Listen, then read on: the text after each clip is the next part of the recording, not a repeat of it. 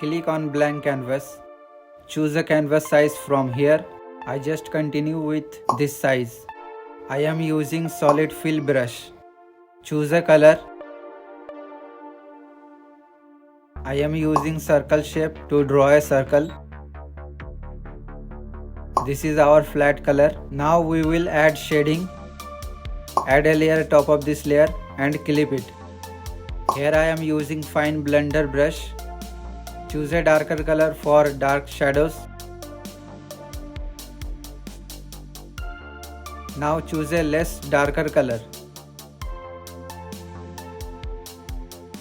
And choose a lighter color than the flat color.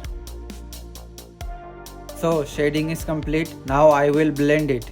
For blending, I am using soft airbrush. Now blend it until you get a perfect blending.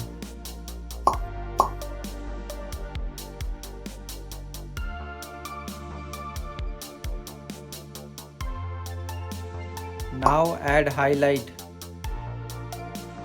Now you can see it looks very smooth. Hit the like button if you like the video, and if you have any questions, comment down below.